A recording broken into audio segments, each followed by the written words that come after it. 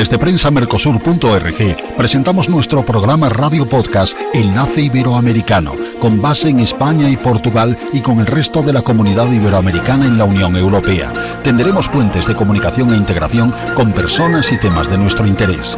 Radio Mercosur y su Enlace Iberoamericano, presentado desde España por Javier Pertierra, se emitirá los jueves en vivo y en directo. Enlace Iberoamericano, que comenzará a las 13 horas en Brasil, Argentina y Uruguay, 12 horas de Bolivia, Paraguay, Chile, Cuba y Venezuela, 11 horas de Colombia, Ecuador y Perú, 10 horas de México y Centroamérica, 18 horas de España.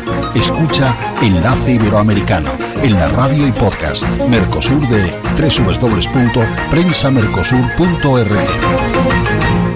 Hola, hola, hola. Las olas que unen estas dos orillas hoy reverberan de literatura, de cultura y de saber. Un amante del saber, nuestro profesor titular, don José Antonio Méndez Sáenz, de la filosofía, de ese saber de saberes en cierto sentido. Un hombre con una magnífica cultura iberoamericanista y muy dado a divulgar su mucha sapiencia en muchos medios de comunicación de este lado de la orillita, de esta Españita plural. Y don José Antonio Méndez Sáenz hoy nos trae a colación algo excelente que es, sin duda, una de las piezas literarias que habíamos conversado con él más interesantes del mundo mestizo y del aquel llamado Nuevo Mundo, y del virreinato, etcétera. Él, que tiene un gran componente no solo filosófico y más allá de la filosofía, que es la metafísica, pero también de la literatura y de la cultura, un hombre siempre se le verá con libros, leyendo en cualquier sitio. Pues me atrevo a aprender mucho de él y espero que nuestra audiencia lo haga con delectación conmigo, porque sabe enseñar deleitando. Pues vamos a tratar el tema con el profesor, repito, José Antonio Méndez Sáenz, de El Inca Garcilaso de la Vega, que podríamos apostillar que era el mestizo príncipe de los escritores de aquel Nuevo Mundo. Este mestizo príncipe de los escritores del Nuevo Mundo, estimado y admirado don José Antonio, ¿quién fue? Para que nuestra audiencia, sobre todo de aquí y de acullá, se entere. ¿Quién fue? ¿De dónde nació? ¿Qué le pasó a este hombre que tanto triunfó y ese mestizo? ¿Quién fue? El Inca Garcilaso de la Vega fue el hijo de un caballero español de los que participaron en la conquista de Perú, en la primera conquista, y de una princesa inca. Él, por lo tanto, tenía sangre real inca, de la que estaba altamente orgulloso, de tal manera que él se cambió el nombre que le puso su padre, el padre se lo puso para hacerlo valer allí, pero se cambió el nombre por el nombre de Inca Garcilaso de la Vega. Por parte de padre pertenecía a la familia del gran poeta español Garcilaso de la Vega. También él tuvo una formación exquisita, tanto desde el punto de vista español, con los estudios de las gramáticas que estudiaban entonces, de las artes, y también de forma oral tuvo una gran iniciación en la cultura indígena. Él dominaba perfectamente las lenguas de por allí, conocía perfectamente la cultura, le había sido transmitida de forma directa. Él vino a España, en España hizo carrera militar, llegó a capitán, era un cargo altísimo, él era noble, y pasó su vida final en Andalucía. Murió en Córdoba, en la Córdoba española, en 1616. Él había nacido en Cuzco, en la gran capital del Imperio Inca, que él compara a Roma. Para el Cuzco es la Roma inca. Había nacido en el 1563. Tenía, por lo tanto, casi una avanzada edad cuando murió para entonces, ¿no? Es un autor muy una casualidad que me atrevo a decir y que seguro que no se nos olvida. Perdóname, don José Antonio. Sí. Es que se me cruzó ahora la inspiración cuántica. Sí, dime. Bueno, él nació, en donde me dices, murió en Córdoba, pero parece ser que murió el mismo día, aunque ya sé que hay problemas con el calendario gregoriano, pero bueno, de una manera así burda decir que el mismo día que fallecieron Cervantes, Shakespeare y el Inca Garcilaso de la Vega, ¿no? Qué casualidad, el mismo día, ¿no? Sí, es una conjunción. 1616. Sí, fíjate, Cervantes lo conocía y conocía su obra. Era un hombre que tenía ya una reputación. Aunque él escribió, su obra más importante son los comentarios reales de los incas, que tienen como dos partes. Una que es la que se usa normalmente, que es la que más he trabajado yo, y que es la que narra como todo el fundamento de la cultura inca. Sus reyes, sus creencias, sus dominios de agriculturas y cosas de esto. Y luego tiene otra parte que es la que donde narra la conquista española del Perú y las cosas que allí sucedieron. Y fue una obra problemática, él estuvo prohibido un tiempo, es decir, que era un hombre conocido, apreciado y también temido, porque la reivindicación que hizo fue fortísima. Y es un gran escritor, no solo es un gran conocedor, un gran transmisor de la cultura, sino que es un gran escritor. Su obra se lee hoy y es una cosa que siempre hay que decir, que en España al menos es muy poco conocido, muy poco leído. Yo cuando les decía a mis amigos que estaba leyendo y que estaba emocionado, porque yo lo he leído emocionado, los comentarios reales, que además había comprado en Perú cuando estuve hace 8 años, que lo había leído de un tirón casi, o sea, de un tirón de varios días, porque tiene 700 páginas con letra pequeña. No me creían, porque es un personaje muy poco conocido en España. Muy poco Háblenos usted de esa obra que trabajó y que tan esencial y tan exquisita y tanta sensibilidad que usted conoce como nadie, sinceramente, que son los comentarios reales, esa primera parte donde él expone un poco, y perdóneme, para nuestros oyentes, en esa primera parte, repito, que creo que esos comentarios reales fue publicado en Lisboa en 1609 y que expone la historia de la cultura y costumbres de los incas y otros pueblos también, no solo, quiero decir, incluso del levantamiento de Tupac Amaru. Oye, tú que eres experto, ¿puedes hablarnos un poquito de esta primera parte de comentarios reales de los incas? Sí, el Inca es un imperio, no es un estado, por decirlo así. Entonces iban conquistando a varios pueblos, los Aymara, por ejemplo, los Quechua, y nos lo va contando el pueblo de Chile, que allí es donde hubo grandes escaramuzas. Lo más notable de esta obra para mí, donde él describe la historia, describe la geografía, describe las costumbres, describe las creencias, describe los rituales. Para mí, fíjate, Javier, lo más importante de esta obra es que a mí me ha hecho replantearme cuál es el origen de la disciplina que nosotros llamamos antropología cultural. Nosotros, aquí en Europa por lo menos, consideramos que la antropología cultural nace en el siglo XIX, avanzado ya el siglo XIX, con autores ingleses y con autores franceses que reflexionan sobre la colonización, esa segunda colonización que hicieron ellos en el siglo XIX. Pero, y se decía, es que lo que hacían los españoles no era antropología, eran crónicas, simplemente te contaban, no era reflexivo. Nosotros distinguimos entre lo que es la etnografía, que sería la descripción, y la etnología, que es como la reflexión. Entonces dicen, es solo etnografía, es mera descripción, pero no es cierto. O sea, yo, lo primero que me ha sorprendido, para bien, gratísimamente, es que la obra de el Inca Garcilaso es una obra de antropología moderna, es una obra contemporánea, donde él toma testimonios de primera mano, analiza críticamente esos testimonios, usa las fuentes de todo lo que se había escrito sobre el tema y las revisa y las critica.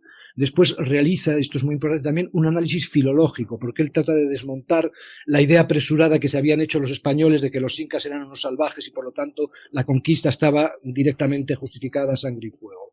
Él hace un análisis filológico para mostrar primero que los españoles no conocen la cultura inca porque no conocen la lengua inca, y segundo que quien conoce la lengua inca, como él, y lo analiza y lo dice, la profundidad, por decirlo así, filológica y cultural de esa lengua. Por lo tanto, su obra no es una mera descripción, una suma de curiosidades, sino que es un análisis riguroso, por decirlo así, a la vez que una reivindicación. Y él lo repite constantemente. Él va cotejando unos autores con otros, ante los diversos sucesos da distintas versiones y luego él da la suya, ante las distintas costumbres, nombres de las cosas, porque él analiza todo, ¿no? Hasta las plantas, la cuca, que es la coca, dicen cuca los incas, el tabaco, todo, va haciendo siempre un análisis filológico y una reivindicación también de la lengua. Oye, y dentro de ese análisis yo tengo remotamente, o se le califica como un imperio muy jerárquico, incluso algo como un estoide, de mucha, llamémosle, y perdóname, sentido de la socialización y del centralismo, no sé si era un centralismo democrático y orgánico entendido como el comunismo. ¿Qué opinas tú de ese sentido, llamémosle, de la civilización andina como algo cercano, o esa civilización andina prehispánica, repito, como algo, digamos, similar a esa socialización o socialismo antropológico, en cualquier caso, prehispano. Sí, fíjate, es un tema muy importante porque ahora en clase, justo dentro de 2 horas voy a dar clase, estamos viendo filosofía no occidental, concretamente pensamiento chino, pensamiento político chino contemporáneo. Y lo que uno se da cuenta, componiendo los grandes sistemas de pensamiento no occidental, es decir, el sistema chino y el sistema, en este caso, inca, por ejemplo, es que los dos tienen una visión, por decirlo así, socializante, como tú bien has dicho. Es decir, no es porque sea un comunismo de igualdad, sino porque ellos entienden que la función fundamental del gobierno es el bienestar del pueblo, por decirlo así rápidamente. Y por lo tanto, la benevolencia, que dicen los chinos, es la virtud fundamental. Son sociedades que no se construyen, por decirlo así, a partir de la competición por unos recursos finitos en interacciones de suma nula, sino que se constituyen por interacciones de suma no nula, es decir, por no competencia, por colaboración. Esto es un elemento muy importante que además él lo recalca totalmente. Él dice, por ejemplo, no hay pobres en la sociedad inca. Los pobres han entrado con los españoles y los pobres que parece haber ahora que hay españoles son gente que se está como burlando todavía. Es decir, la sociedad incaica, tal como él la lee, y pertenecía a las élites, claro, pero tal como él la lee, es una sociedad donde no hay pobreza. Por lo tanto, Interesante donde la riqueza... Oye, y también tú estudiaste y comentaste que los incas civilizaron de alguna manera su entorno más, digamos, paleolítico, neolítico, perdóname, y tú que eres también profesor de metafísica, uno esto a lo siguiente, a esa civilización que tú que eres profesor de metafísica, ellos tenían a un dios por encima del culto que tú señalaste, al sol y al culto, digamos, a los elementos salvajes y a las plantas. ¿Puedes hablarme un poco de esa jerarquía metafísica que me imagino que de ahí deriva esa especie de civilización ética o moral? Esa civilización basada en un dios que es el propietario, en realidad. Es una civilización no basada en la propiedad. Es por esta razón, sí. La idea que ellos tienen, la idea que tiene el Inca Garcilaso es, en el fondo, lo que él está haciendo son 3 cosas a la vez. Una, decir que el imperio inca es un imperio con todas las de la ley. Es un imperio que tiene una metafísica, que tiene una política, que tiene un derecho totalmente racionales, absolutamente racionales. Dice eso. Y lo que dice también es que, de alguna manera, sin embargo, la conquista española es necesaria. Fue necesaria porque ese imperio estaba delimitado en el tiempo por una serie de profecías y porque el último emperador, Atahualpa, era ilegítimo. Entonces, de alguna manera, los españoles tenían que haber llegado, o gente similar del ámbito cristiano. Pero a la vez lo que sostiene es que los españoles no se pueden imponer a los incas como si los incas fueran salvajes y remover toda su cultura, remover todas sus instituciones, remover a toda su gente. Porque lo que él sostiene es que esa tarea de racionalizar, esa cosa que se arrogaban los españoles, hemos venido a civilizar, eso ya lo habían hecho los incas con los pueblos anteriores, que ciertamente esos sí eran pueblos salvajes. Sobre todo, él pone siempre el salvajismo, como se hacía también en toda la conquista española, en 2 elementos. Uno es los sacrificios humanos y otro es la sodomía. Entonces, los pueblos primitivos de aquella zona practicaban la sodomía, son actos contra la naturaleza y de alguna manera también ignoraban todo el elemento racional de la realidad y mataban a los seres humanos y se los comían. Entonces, los incas ya civilizaron. La civilización en América llegó con los incas. Y por lo tanto, los españoles lo único que tenían que hacer era completar eso con el cristianismo, con el catolicismo, que lo perfeccionaba. Sí, oye, me permito una cuña, digamos. Sí. Sí, hay una mano ahora para preguntar. Sí. Digo que además los incas, no sé si también el enorme desarrollo de la agricultura supuso, digamos, que de la silvestrada patata pasaron a ese fruto que sin duda es uno de los posibilitadores de evitar hambrunas y tal. Hay algo muy vinculado al mundo andino y incaico, al mundo de la agroalimentación, incluyendo la patata. Sí, totalmente. Y la coca, la patata y la coca para caminar por esos senderos que no tenían caballos, obviamente. Claro, no tenían caballo ni rueda tampoco. Y tenían que hacer unos esfuerzos muy grandes. Y la patata, además, tenían muchas variedades que todavía se conservan. Muchísimas. Ellos, la principal, la comían de una forma curiosa, porque es que la deshidrataban y comían la patata deshidratada. Es una cuestión importante. Sí, perdón, tenía ahí uno levantado la mano, sí, puede preguntar cuando quiera. Sí, sí, cómo no, querido y estimado Gilson Carmini, desde Brasil, o no sé dónde estará, quiere intervenir. Dígame usted.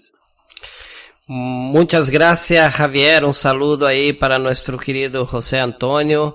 Y bueno, quería hacer una consulta, una pregunta para él al respecto exactamente de eso, ¿no? Nosotros hemos viajado a Perú, hemos hecho el camino Inca, hemos estado en Cusco, hemos estado en Aguascalientes y también Machu Picchu muchísimas veces. Dentro de todo eso, existe una incógnita que nosotros no conseguimos aún asimilar, porque por más que las personas puedan decir una cosa u otra, pero los incas prácticamente desapareceram, não? Foram poucos que dizem, não, hacer, ser parte de los incas atuales. Nosotros não temos uma cultura ancestral dentro de Perú mismo, não, de los incas, não. A maior parte que se manifesta como tal, nosotros sabemos que é teatro, que são pessoas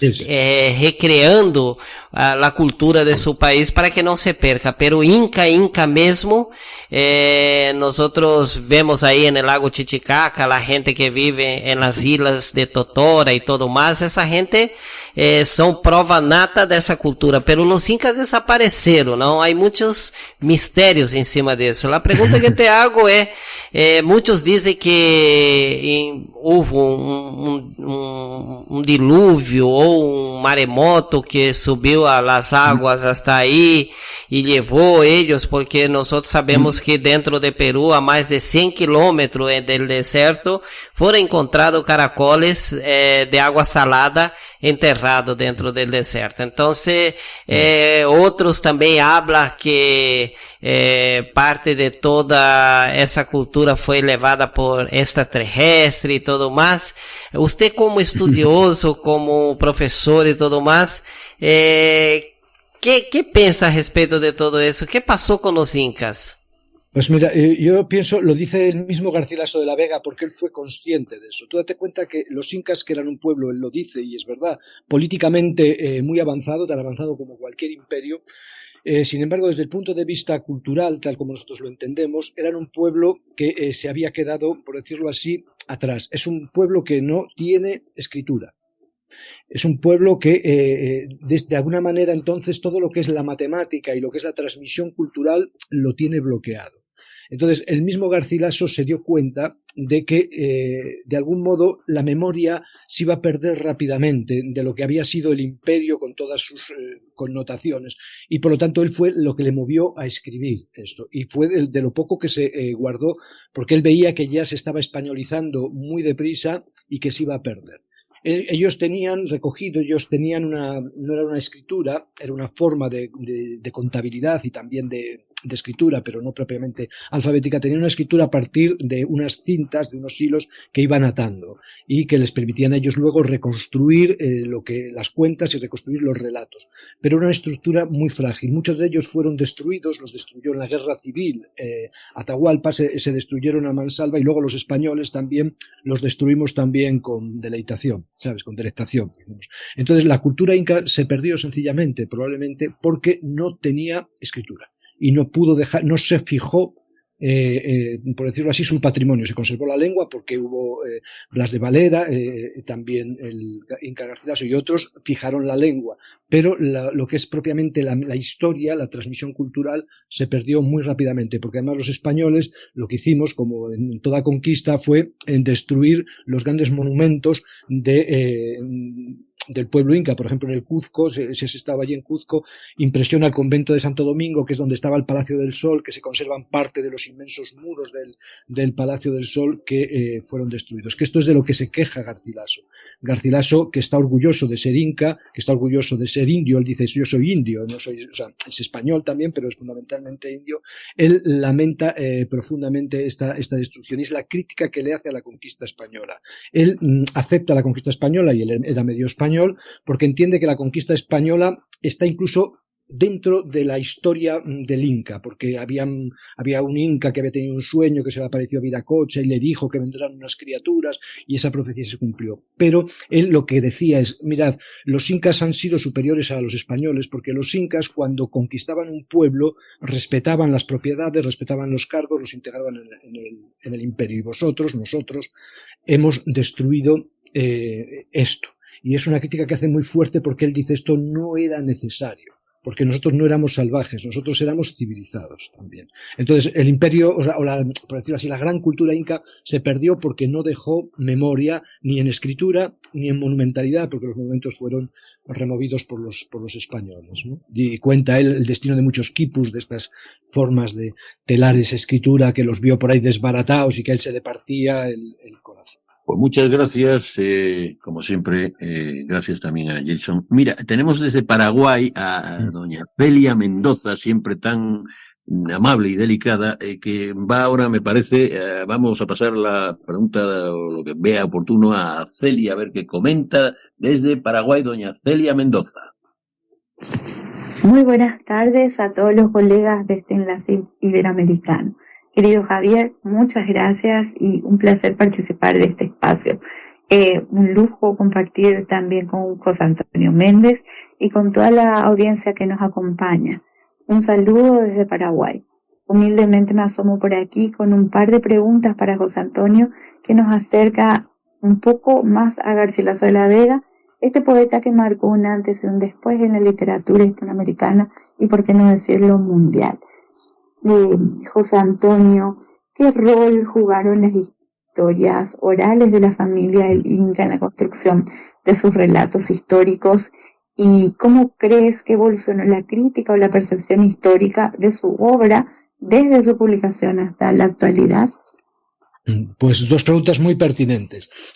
Él tiene, como ya dije antes, también tiene una educación exquisita, porque los mestizos reales, como él, los hijos de los principales y de mujeres indias, recibieron una educación principesca, por decirlo así. Él tenía unos conocimientos impresionantes, se ve en su obra, o sea, era un erudito en muchísimas disciplinas, pero él también valoraba igualmente, o a lo mejor más en el fondo, porque él se sentía indio, fundamentalmente, valoraba toda la transmisión oral que había recibido por parte de su madre, por parte de sus tíos y primos maternos, y por parte de los criados incas. Él cuenta todo lo que aprendió allí, lo va diciendo, y dice, esta palabra me la enseñó mi criada, tal, cuando tal, dice, lamento haber sido un niño y no haber prestado más atención. Es decir, él tiene una formación oral también de igual importancia que la escrita. Y la potencia que él tiene es que él, sabiendo que esta transmisión oral se va a perder, porque él lo dice es que ya están todos hispanizados, los indios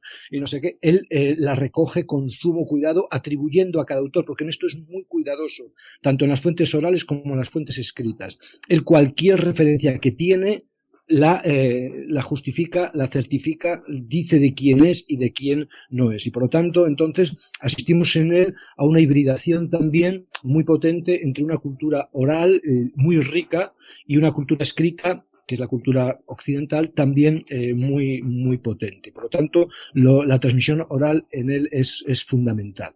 Y además, eso es en la forma de su escritura. Él, cuando escribe, es un libro, por decirlo así, pues de antropología cultural, y sin embargo lo escribe como una novela. Él va, por decirlo así, abriendo frentes, te va contando características de los ritos, luego te empieza a contar batallas, luego te empieza a contar de los vegetales, y lo va intercalando y lo va diciendo él. Dice, bueno, descansemos ahora de esto e introduzcamos lo otro. Tiene un ritmo en el que la escritura de alguna manera recuerda también que hay una oralidad detrás. Y luego, la percepción de su obra siempre fue potente en España y en América también, cuando la escribió y cuando se recibió, porque él, de alguna manera, se ve, probablemente, esto no se puede demostrar, pero yo lo veo leyendo la obra, había un grupo de intelectuales mestizos, pero que se consideraban incas, que se juramentaron, por decirlo así, conservar la cultura inca lo máximo posible, rescatar lo máximo posible. Uno de ellos es uno que él cita mucho y cuya obra se perdió, se quemó ahí una vez que los ingleses asaltaron parece que fue Huelva, que tenía allí la obra y se quemó.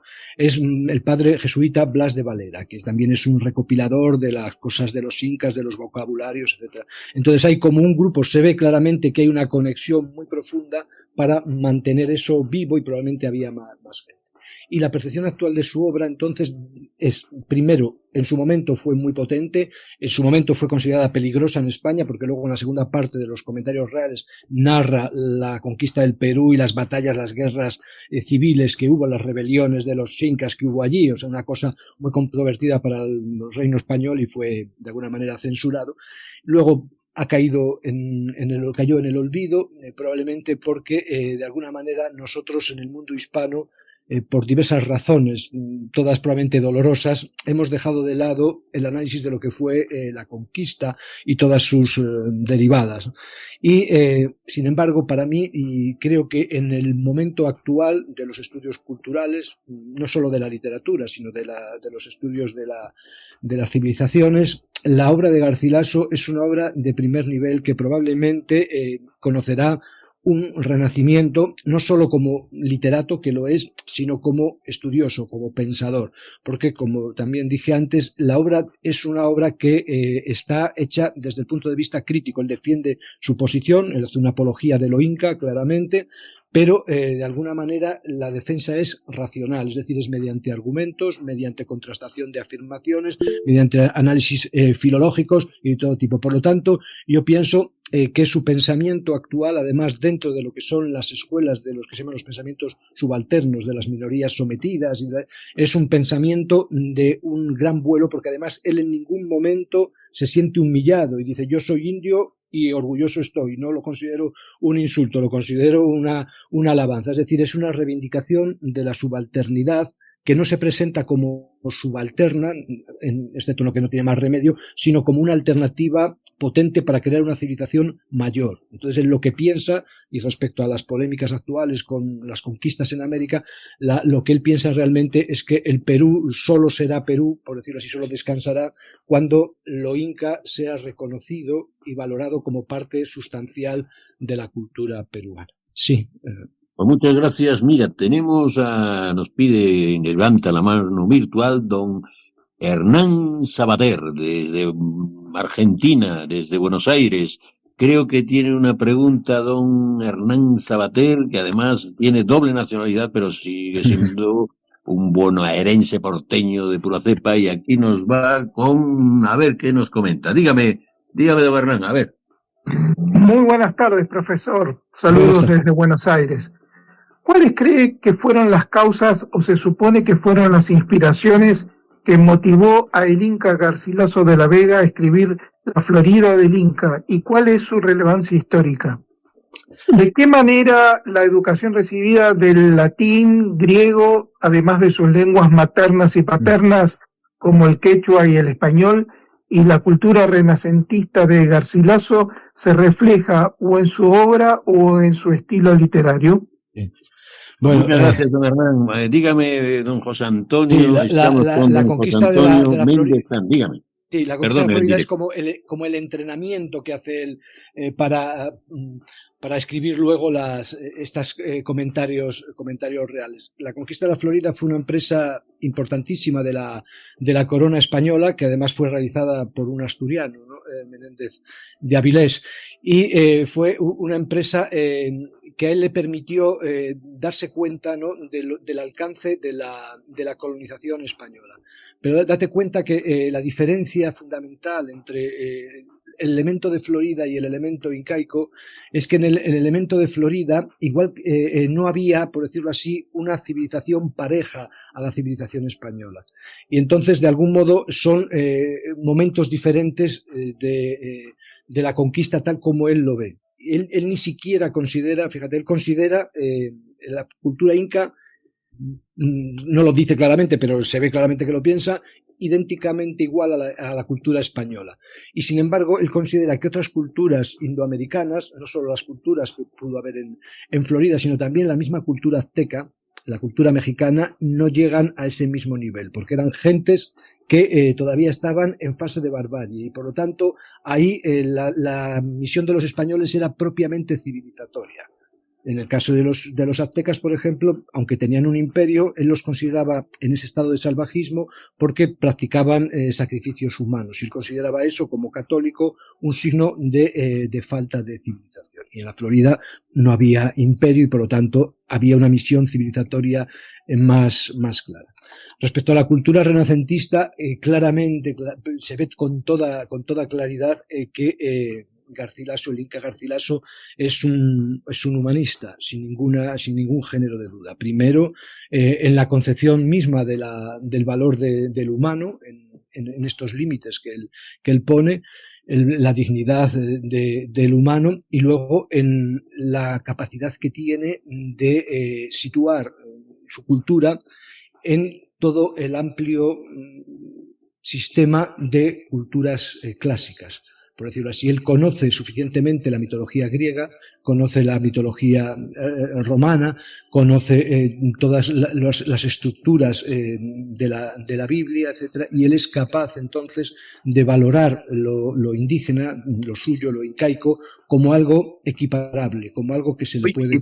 Estimado José Antonio, también creo que a nuestra audiencia también le interesará saber que él fue un militar, como tú señalaste al principio, distinguido, pero con dos cuestiones. Una, que fue militar con Felipe II, o sea, en esa época, y que le concedió un permiso para volver a Perú como militar que era, pero que no regresó por diversos motivos que comento. Pero ahora la anécdota es, fue militar y demás, y tiene vinculaciones que creo que ya señalaste, pero con otro gran Garcilaso de la Vega. ¿Puedes comentarnos un poco esas maravillosas vinculaciones y que el otro murió en combate? Coméntanos un poco esta vinculación y que ambos eran militares y grandísimos literatos, ¿no? Decasílabamente hablando. Garcilaso de la Vega, el poeta español que trabajó con Carlos V, fue un militar valeroso y fue el primero que introdujo en España las métricas italianas renacentistas, el soneto. Fue el gran introductor del soneto a partir de la obra de Juan Boscán y gente así. Y fue un militar aguerrido, de hecho murió en un cerco aplastado por una peña que le tiraron. Me parece que era primo de su padre, era tío segundo del Inca Garcilaso. Eran de una familia poderosísima, los Hurtado de Mendoza, donde también andaba el Marqués de Santillana. Era gente de mucho abolengo literario también. Y él tenía también este punto de honor, ¿no? Oye, José Antonio, esa conjunción de literatos y en esa época exige en un futuro que nos regodeemos con un podcast y con tu presencia y alguien más también del mundo porque realmente en esa época era impresionante el potencial literario de la hispanidad, ¿no? ¿O qué? ¿O estoy yo creciéndome un poco? ¿Qué me vengo arriba? ¿Me vengo arriba o qué pasa? No, es verdad. Claro, es una época emergente, o sea, es una época primero exaltada, porque nosotros venimos de largos siglos de guerra con el moro, que éramos nosotros mismos con Chilaba, de una guerra civil larguísima, que lo que nosotros llamamos Reconquista fue una guerra civil, en realidad, en la que él participó también, porque él el grado de capitán lo consiguió en las Alpujarras, que es en Granada, sofocando la rebelión de los moriscos, que eran los musulmanes que se quedaron porque les habían dicho los reyes católicos que les iban a respetar las religiones y las costumbres, y luego de lo dicho no hay nada, ¿no? Entonces se rebelaron las Alpujarras. Las Alpujarras son un terreno muy fragoso, lleno de montañas, allí muy difícil de penetrar, y hubo que ir allí a reducirlos, y fue él y ganó sus galones, ¿no? Oye, pero era algo pariente del otro Garcilaso de la Vega. Sí, era sobrino segundo. Oye, increíble, ¿verdad? Hay que hablar de esto porque es increíble. Es una época, ya te digo, Javier, que nosotros veníamos de una tensión muy grande, porque una guerra civil larga y como fue la nuestra y sostenida, crea una emoción muy grande, muy grande. Y luego nos encontramos con la cuestión del imperio, que heredamos por Felipe el Hermoso, la zona del imperio alemán, cosas por allí, y luego con el descubrimiento de América, y fue una época de expansión enorme. También fue una época de una gran renovación de los estudios. Y creatividad, ¿no? Y creatividad. Ahí estaba Cervantes y todo lo que se puso Lope de Vega. También era militar. Que coincidieran en un congreso literario en esa época, iberoamericano. Y era una época también de una gran renovación en el ámbito de las humanidades, que es lo que se conoce con el humanismo, como humanismo, y después el Renacimiento. Oye, pero con Felipe II estuvimos unos añitos unidos a Portugal, además, ¿no? Sí.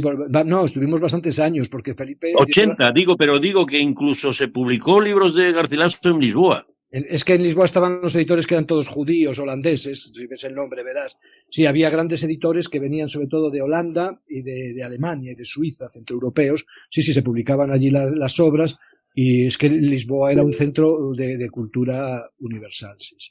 Oye, pues tenemos una pregunta de nuestra ínclita escritora y poeta, creo que guayaquileña. Fíjate que lo aprendí de ella, la perla de del Pacífico, la perla del Pacífico, Guayaquil, y esta grandísima Romna Moreira, gestora social, y que fue declarada, mira lo que te digo, embajadora de la palabra por el Museo de la Palabra de Madrid, que lo sé yo muy bien. Bueno, pues esta escritora y poeta, amiga mía, y yo soy su admirador, tengo que ir a Guayaquil un día de estos, pues es embajadora de la paz también, además de verdad que es una persona que el líder de la defensora de los derechos de la mujer, incluso hasta fue a Turquía, en fin, sé cosas de ella, incluso muy cercana al folclore. Creo que nos está pidiendo la palabra y vamos a pasarle a ella. A ver, dígame por favor, doña Romna Moreira. ¿Cómo están? Un gusto saludarlos. Buenos días, buenas tardes. Bienvenido al doctor José Méndez Sanz. Mi pregunta es, ¿cómo podemos rescatar nuestras raíces? ¿Cómo podemos seguir difundiendo esa historia que nos llena de orgullo para muchos y para otros son rechazados? ¿Cómo instauramos en la mente, cómo inyectamos en la mente de estos jóvenes de la nueva era que están sumidos en las redes sociales con noticias basura? ¿Qué hacemos nosotros quienes estamos inmersos en que mejore la cultura, el arte, nuestras raíces, difundiendo con ponencias? ¿Cómo podemos hacer? Sería valioso escuchar su opinión. Sí, mira, doctor Méndez. Saludos desde Guayaquil, Ecuador. Romna Moreira. Muchas gracias. Fíjate, yo creo que lo primero, sería nosotros en España y también en América no hemos enfrentado nunca lo que fue el hecho del descubrimiento y de la conquista. Nunca lo hemos enfrentado, lo hemos o glorificado o denostado sin entrar en él. Y nos hemos perdido, entre otras muchas cosas, la lectura de libros apasionantes. Yo lo primero que recomendaría es que se pusiera a leer, se volviera a leer, yo desde luego lo hago y lo voy a hacer, lo que son los grandes clásicos del siglo XVI que tienen que ver con la conquista, tanto desde el punto de vista del conquistador como desde el punto de vista del conquistado, como desde el punto de vista del mestizo, por decirlo así. Leer, por ejemplo, los libros de Bernal Díaz del Castillo sobre la conquista mexicana, que son tremendos, pero a la vez son bellísimos, es una cosa impactante, ¿no? Leer aquello. Leer la obra de Sahagún, por ejemplo, leer la obra del Inca Garcilaso. Una lectura de esto ayudaría muchísimo, porque además es una lectura muy amena, serían bestsellers. Yo estoy seguro que, a lo mejor no las 700 páginas, pero una buena selección de 250 páginas del Inca Garcilaso es apasionante. Fíjate, desde el punto de vista de la ecología, tú, por ejemplo, dices, yo tengo un pensamiento ecologista, un pensamiento feminista. Por ejemplo, estudiar la concepción de las mujeres en el imperio inca, que es un imperio patriarcal, que lo explica muy bien Garcilaso, cómo se hereda solo por línea masculina, cómo las mujeres tienen un rol subordinado, por ejemplo, pero sin embargo todo explicado muy amenamente ayudaría a entender muchas cosas.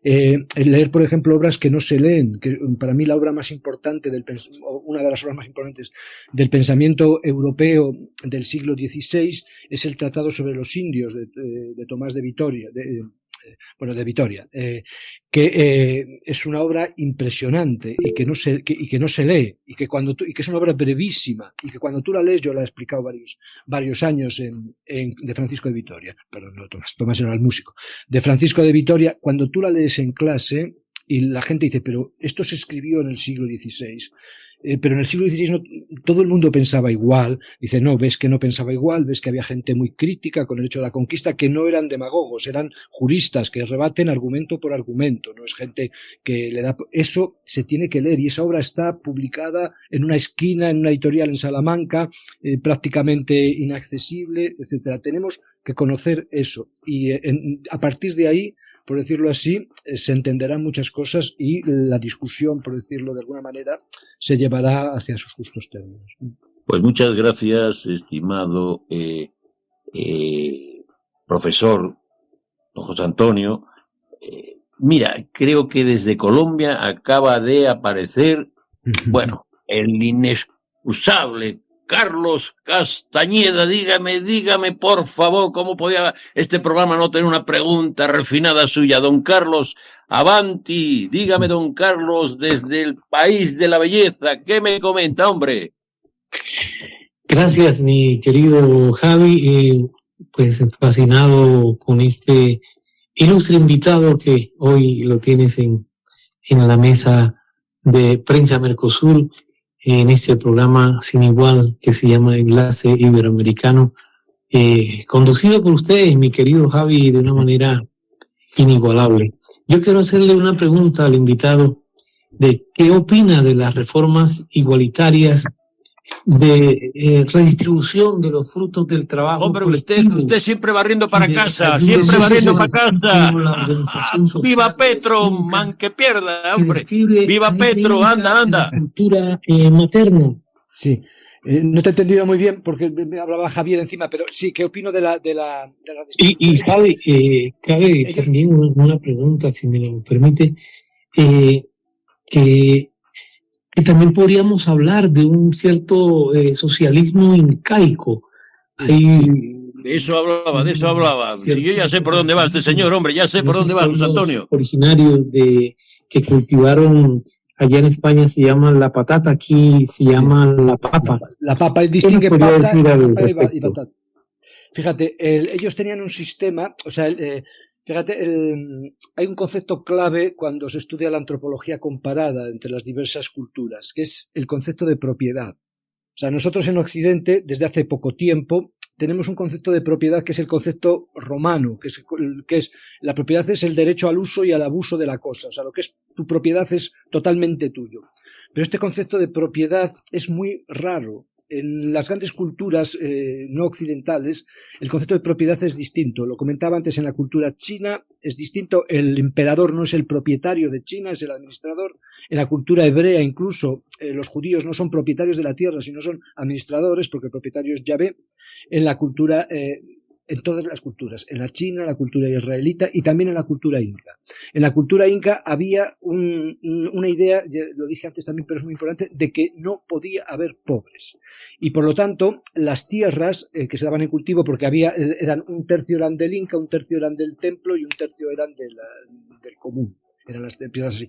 Y lo que había era, se repartían las tierras cada ciertos años para que todo el mundo tuviera las mismas oportunidades de cultivar. Unos años iba mejor o peor porque le tocaba la tierra buena o la mala, pero siempre la idea era de igualdad, de igualación y de benevolencia. O sea, el inca tenía más porque era el propietario, pero el inca de sus tierras pagaba las cosas de los comunes. Entonces tenían unos almacenes allí, unos pósitos, como dice Garcilaso de la Vega, donde se depositaba la cosecha que era del inca, que había que segar primero se segaba la del templo, luego la de la gente y luego la del inca, y se ponían esos pósitos y cuando había hambre se tiraba de ellas, se sacaba de allí para que la gente comiera. Y la idea es así, no era un comunismo porque era un régimen vertical, por decirlo de alguna manera, pero la estructura, por decirlo así, era que no podía haber pobres, por decirlo de alguna manera, y que podía haber gente que tuviera más, que tenía más, porque los señores tenían más que los que estaban abajo, pero el que menos tenía lo suficiente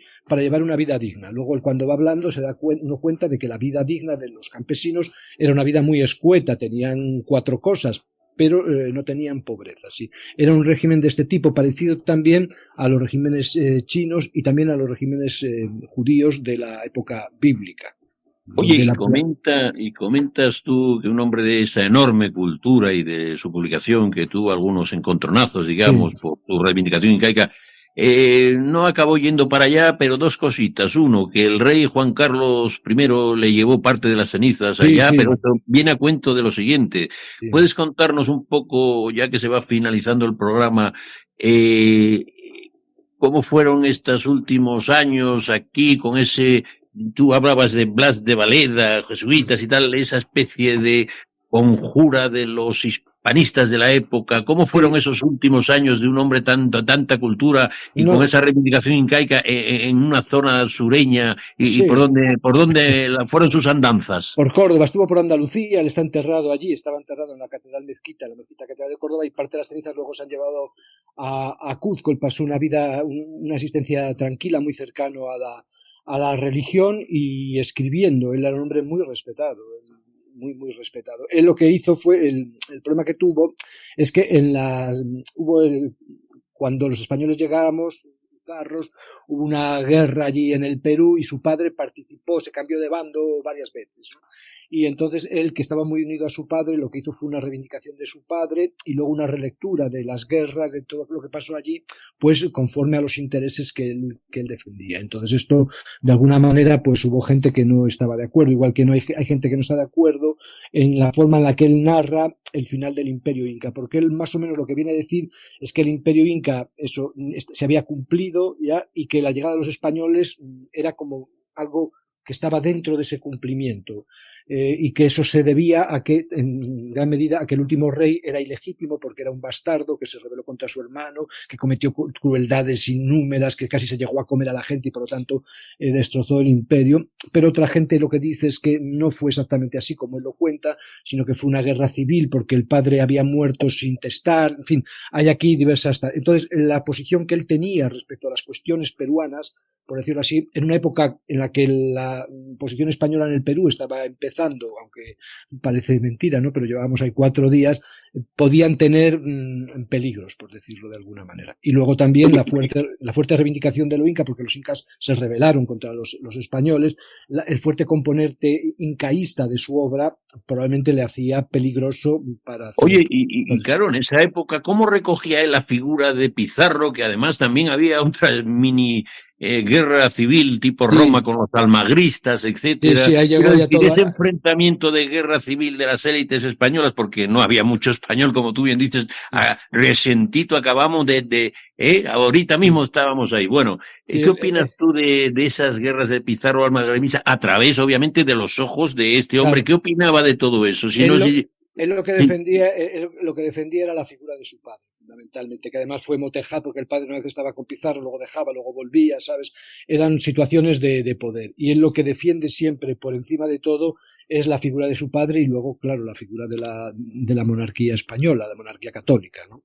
Tiene esa posición. Pero fundamentalmente lo que es importante es que él defiende la figura de su padre, la actuación de su padre en aquellos conflictos, y luego defiende también la figura de su madre y la figura de la transmisión incaica del poder, ¿no? Hacia los españoles, por decirlo así. Defiende las dos cosas. Entonces luego las batallas episódicas, pues el padre era al parecer de poco fiar, ¿no? Pero bueno, para él era... y hay una pregunta que también creo que no debemos de pasar por alto, que es, bueno, la monarquía española integró a gran parte de la nobleza vencedora inca, e incluso en el Palacio Real hay una estatua de los incas y también de los aztecas como una manera de legitimar y conseguir que ese fuera una especie de virreinatos que incorporaran la nobleza inca. ¿Qué podemos hablar de que España respeta y asume de alguna manera, tal vez por, llamémosle, realismo político en aquella época, a la nobleza inca y todo esto que tú sabes mucho más que yo? Date cuenta que la toma de poder por parte de los españoles en América, tanto en México como en el Perú, fue en realidad fruto de 2 guerras civiles que tenían los indígenas entre ellos. Nosotros éramos 4 gatos allí, muy valientes y tal, pero 4 gatos. Entonces eran guerras civiles. Entonces la idea que tiene el Inca Garcilaso es que la incorporación de lo inca no ha sido suficiente, porque esta incorporación lleva la destrucción de la cultura inca. Él lo que dice es que quedó muy poca gente de sangre real después de las matanzas de Atahualpa y que, por otra parte, los españoles no hicimos ningún esfuerzo por incorporar realmente, por mantener la lengua, porque se perdió la transmisión de la lengua, por mantener los ritos que se... Oye, pero perdóname, eliminaron. Dios mío, perdóname la Sí, impertinencia. sí, Bueno, pero fuimos los primeros que hicimos, antes que la gramática inglesa y alemana, sí, la gramática náhuatl y la sí, gramática quechua, o estoy yo fuera de órbita. sí, Bueno, no, estás perdóname, creo que, totalmente... no, creo que la segunda ya había, Sí, quiero decir, la náhuatl sí, pero la sí, quechua sí, fue después. Pero, coima, no sé qué, yo creo que respetamos por lo menos el ámbito sí, clerical y todo esto, no sí, lo pero sé, tú, dime. fueron, por decirlo así, movimientos contracorriente. Él habla de esto y también lo hablas de Valera, de la necesidad de los misioneros de aprender la lengua, de no olvidar la lengua y mantenerla. Fue una decisión consciente de grupos de misioneros, por ejemplo, Sahagún también predicaba en las lenguas aborígenes, pero era un poco contracorriente, por decirlo así. O sea, pasa que es que en España se nos hizo ver siempre que la idea que teníamos nosotros de la conquista, que era homogénea, y no es cierto. Había un sector minoritario pero amplio que estaba a favor, por decirlo así, del mantenimiento de las culturas indígenas. Oye, José Antonio, permíteme Sí, ser un poco chauvinista, que dirían sí, algunos, ¿no? Españolista o como quieras llamarlo. Coima, él es un ejemplo mestizo de la supervivencia de esa nobleza y sí, del enorme esfuerzo que hizo su familia española, etcétera, en eso una sí, educación y respeto. Él es sí, la encarnación de el mestizaje más relevante y más sí, culto. O sea, pero verás, bueno, sí, ya, porque él, verás. no, pero es cierto que tuvo, porque comentábamos antes que él al inicio hablamos es importante que comentes también, y perdóname, lo de los apellidos, era Gómez Sí. Suárez de Figueroa, que, hombre, debió tener resistencias, pero bueno, el resultado, no sé si era un hombre con gran talento, como fuera, cómo se explica bueno, una de las cumbres culturales, ¿no? Del Sí, pero mestizaje, digo verás, yo, porque es que, Javier, la historia, si nosotros no necesitamos, o sea, España, o sea, nosotros podemos admitir, y tenemos que admitir, Javier, que la conquista española de América fue un etnocidio, fue una destrucción cultural, o sea, eso es así, lo que no quita que haya, y esto es lo relevante, que hubo amplísimas minorías, pero amplias, que no estaban de acuerdo, que combatieron y que salvaron todo lo que pudieron. Fíjate cómo es la cuestión. Su padre estaba casado con una princesa inca, descendiente del rey, o sea, legítima y tal. Y sacaron los españoles una ley que obligaron a los nobles españoles que estaban casados con princesas indias a casarse con españolas. O sea, el padre se tuvo que separar de la madre del Inca, tuvo después 2 niñas, le obligaron a casarse con otra, y él quiso siempre a su hijo, aunque le obligaron a separarse de su madre, y lo mandó con la familia española lo quería muchísimo, él quería muchísimo a su padre, y el padre lo defendió siempre, pero le obligaron a separarse de su mujer. Esto fue así. Y los apellidos, el padre le puso los apellidos más nobles que encontró, porque los sistemas de apellidos que usamos nosotros tienen 100 poco años. Antiguamente tú podías elegir los apellidos de cualquiera de tus 4 abuelos. Y por eso los hermanos tenían apellidos totalmente distintos. Y el padre le puso, dentro de lo que pudo elegir, los demás condesa que había por allí, los más potentes.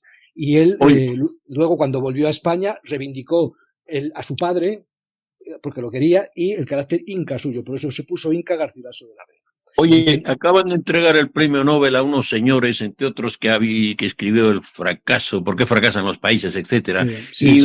Contigo me atrevo a ir al meollo, ¿no? Al grano. Bueno, hay ahora una división interesante de países o de imperios llamados integradores y depredadores, ya sabes, ¿no? Sí. Estos imperios integradores, depredadores tendrán sus múltiples grados, estamos simplificando mucho a nuestros oyentes, tal vez nos crean un poco burdos, y sobre todo tú que tienes una visión muy, muy precisa de academicismo y me permites esta burdeza, pero entre estos imperios integradores, depredadores, más o menos, ahora el premio Nobel se acaba de dar a unas personas, a varias, pero que defienden la importancia del sistema de creencias o de las instituciones en la prosperidad. Yo esto creo que tiene que ver un poco con integración o depredación, y me atrevería, por tu academicismo y tu peso cultural, a ver si podrías ayudar a mí y a los oyentes a calificar de alguna manera con los nuevos baremos, aunque sé que es muy injusto, nuestra relación imperial, sobre todo en esa zona peruana, que me imagino que no era pues mira, nuestra ni reinato.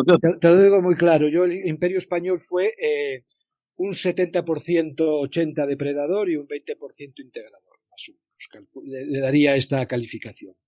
O sea, en España lo que hubo fue las dos cosas. En el Imperio Español, y lo ves allí, hubo una depredación enorme, gente que eran depredadores, además lo dice, o sea, el Inca dice es que hubo verdugos y tal, dice, es fácil encontrarlos. O sea, hay una depredación y luego hay mucha gente, mucha, no uno ni dos, sino también era una corriente, es que había corrientes de pensamiento que eran integradores, que respetaban a los derechos de los indios, que querían que se ciudadanizaran. Nosotros somos las dos cosas, pero nosotros tenemos que repensarlo desde ahí, pero claramente, o sea, todo el sistema, por ejemplo, de las encomiendas. O sea que como dijo Felipe González con nuestra Constitución, igual tenemos, señores, según nuestro profesor don José Antonio Méndez Sáenz, y que me corrija si no resumo y sintetizo lo que él nos intenta decir, es que tenemos que resetear un poquito nuestra historia y cultura, o estoy un poco equivocado. Sí, tenemos que releer, o sea, todo lo que desmontar, y luego aquí hay un elemento que perturba siempre cuando se habla de la conquista española, que es el elemento del criollismo, ¿no? Porque, o sea, muchas de las cosas que son ciertas de la conquista son ciertas y más de la época criolla, ¿no? Por ejemplo, el exterminio indígena en Argentina lo hicieron los criollos ya después de la independencia, cosas de este tipo. Entonces, son historias muy dolorosas como la propia historia de la humanidad, la propia historia española. La historia española es así también. Es que nosotros sufrimos lo que después ejercimos. Esto siempre es así. Entonces, tenemos que hacer una revisión fría, por decirlo así, y un sistema de reparación, esto que dice López Obrador, que él lo dice a beneficio del electorado y de forma tal, pero en el fondo, la cuestión de fondo es cierta. O sea, nosotros tenemos que hacer un ejercicio de reconstrucción de lo que pasó, que es doloroso porque hay mucha violencia, también reivindicar las figuras que no eran de este tipo y desde ahí empezar a entenderse porque somos nosotros, es que nosotros igual que allí somos todos mestizos también y lo podemos vivir de varias maneras, como lo viven en México, que lo viven como un desgarro, como una violación tremenda, siendo así que no pueden dejar de ser españoles e indígenas, y otra manera es como lo vive, por ejemplo, el Inca Garcilaso, que lo vive de forma más serena, de forma tan reivindicativa o más, pero de forma muy serena. Es un camino de apertura para el debate, porque él propone vías de salida, vías de reconocimiento de lo indígena, de incorporación cultural de lo indígena en el proyecto de país y de hispanidad, etcétera, etcétera. Es un camino, el Inca, el Garcilaso es un pensador muy potente, porque no deja de decir nada de lo que tiene que decir, no deja de reivindicar nada de lo que él considera que tiene que reivindicar, que es lo indígena, y a la vez ofrece caminos, por decirlo así, de construcción, ofrece salidas que él piensa que además eran las que practicaban los incas, que es que ofrecían la integración con las estructuras, con los rituales, con las creencias, siempre dentro de la aceptación del imperio, ¿no? Inca. Pues usted creo que nos ha dado una enorme lección de sensatez, de precisión y de rigor académico, pero sabiendo divulgar. Es un lujazo. Más que es un lujo de lugar coincidir contigo, y yo me atrevo a decirte ya que puedas señalarnos las últimas coletazos que se te ocurran para este gran príncipe de la literatura mestizo que se empezó llamando Gómez Suárez de Figueroa y que luego él se bautizó como el Inca Garcilaso de la Vega, en una época donde la cultura española era tremendamente influyente, y que comentes un poco para despedir el programa, si no hay nadie que tenga, o nuestro director, alguna otra petición de palabra, que nos comentes un poquito para lo que tú creas que nuestra audiencia debe de quedarse con ese regusto tuyo de gran cultura y gran generosidad. Nada, pues lo dicho, que nosotros tenemos que recuperar esta figura, otras muchas, pero esta figura porque, primero, escribe en un castellano impactante, realmente. Segundo, lo que dice lo avala continuamente. Tercero, lo que argumenta es muy razonable y permite leer el pasado y da una salida de futuro a la interacción entre lo que podríamos llamar hoy el elemento europeo y el elemento originario, el elemento aborigen, el elemento indígena de América. Un camino que probablemente tiene mucho recorrido. O sea que, como dijo Draghi a la Unión Europea, debíamos de posibilitar un futuro ahondando en nuestras mejores raíces. Sin duda ninguna, sí. Creo que tú señalas o nos señalas con ya repito, tu gran cultura, nos señalas que este escritor impactante, justo y que hace propuestas, nos dice que miremos de esas raíces. Sin duda una grande sería la que nos señala el Inca Garcilaso de la Vega. ¿Estamos de acuerdo, por lo tanto? Sí, estamos totalmente de acuerdo, sí. Pues nada, qué hermoso homenaje con José Antonio Méndez al Inca Garcilaso de la Vega, que es una figura emblemática del mestizaje cultural, creo yo, entre el mundo andino y el español. Y uno de los grandes escritores de la lengua castellana, sin duda ninguna también. Pues por eso que sobrepasa el mundo andino y es hijo de una princesa inca, que era bonito eso, necesita una película más que Pretty Woman, ¿no? Pretty Woman, ¿no?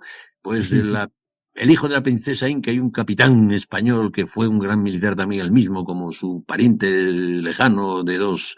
Cercano, era pariente cercano, ¿no? Sí, bueno, sí, pero... Cercano.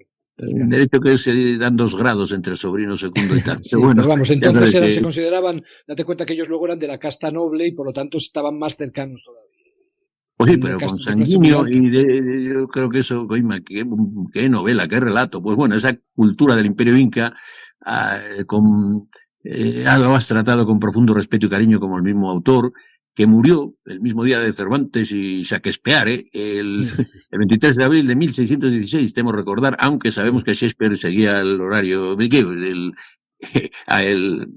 calendario distinto. No coincidían así en esos días porque ellos seguíamos distinto gregoriano que el otro. Sí, nosotros seguíamos gregorianos, sí. Correcto, pues bueno, que su trabajo, para ti tu trabajo es fundamental para entender la función de las culturas que deben venir entre los pueblos originarios, en este caso inca y española o la que sea, y esa visión antropológica y etnográfica que tú señalaste es muy buena, que él no solo describe las situaciones, sino que hace un análisis antropológico más que etnográfico, según tu buen saber, y que, bueno, despido este programa dedicado a él con el respeto y sensibilidad que tiene nuestro invitado, don José Antonio Méndez, y que es una manera maravillosa de honrar el legado de este gran literario y contribuir a que la literatura y la cultura del Nuevo Mundo se fusionen con esto que llamamos el iberoamericanismo, que en esta época estaban unidos el ámbito portugués y el español, unidos en la diversidad, y que si alguien necesita más información, algún detalle, desde aquí, desde Prensa Mercosur, desde Radio Mercosur, desde este humilde podcast Enlace Iberoamericano, hermano del Enlace Sudamericano que tendrá por la noche, y de Women Talks, pues solamente decirles que pueden ustedes solicitar a nuestra información por correo cualquier posibilidad o cualquier propuesta.